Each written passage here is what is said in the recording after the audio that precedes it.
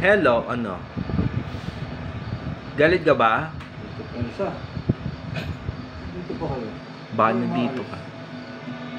Bakit hindi mo ako pinaayos? Buti naman napunta ko pa yung gising. Oo. Anong ginawa mo? Pinatay mo yung kapatid ko. Bakit? Ang dami mo alam? Anong ginawa mo? Oo. Basta. Bakit mo ko pinapakita yung anak ko? Tapos mo ko pina-question mo ko? Abunin mo ako? Sino bukas kami kapatid? Ha? Ako. Tsaka yung anak ko. Para magsisisihan nung wala kang paratan. Hayop ka! Hayop ka rin! Ano sabi mo? May kapatid ko yun! Wala ka ba sa inaman? Since kang katulad mo. Yung nagpapanggap. Usapan mo ko. Hindi ko natulong si tatay. Kasi ginawa mo. Kung anong niya mo. Tandaan mo to! Wala akong pake. Hindi papasok sa buhay ko si Rena! Kung naging maayos ang asawa, dahil pagkukulang, hindi ko nahingin ang paghingi mo ng tawad sa pagpatay mo sa anak ko! Eh, gusto mo, anong gawa mo yung kote ko? Gawin mo yung orasan. Kaya tayo umabot sa ganito! Wala pa kayo naman. Pag aabutin mo ko asawa. Sinasabi mo ko, iigil ako. Anak ko ang daladama ni Lena.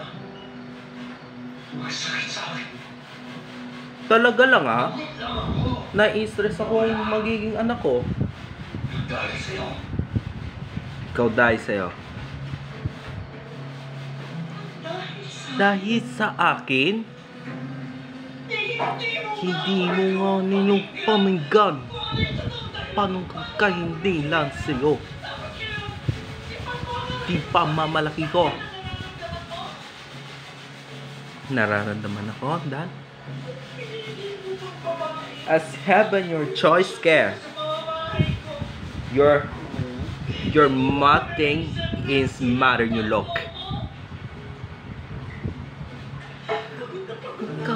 Ganyan ka pa. Pagod na ako sa iyo. Hinihiyahan mo ko eh. Kasalanan mo kasi. O paano? Magiging inaante? O yung magiging asawa ko? Pagod ako sa iyo. Hinihinga ako. Ikaw umalis. Umalis ka na.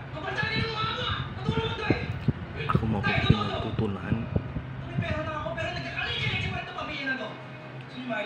Huwag kang... Oo. Ikaw umalis ka. Hindi kita kaibigan mo.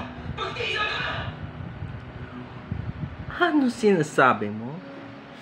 Lalaban ako? Ha? Ay nako. Wala ka sinasasaway niya. No? I will your fat bad news, daughter ka. Shut up, pag you men. You're locked in your time.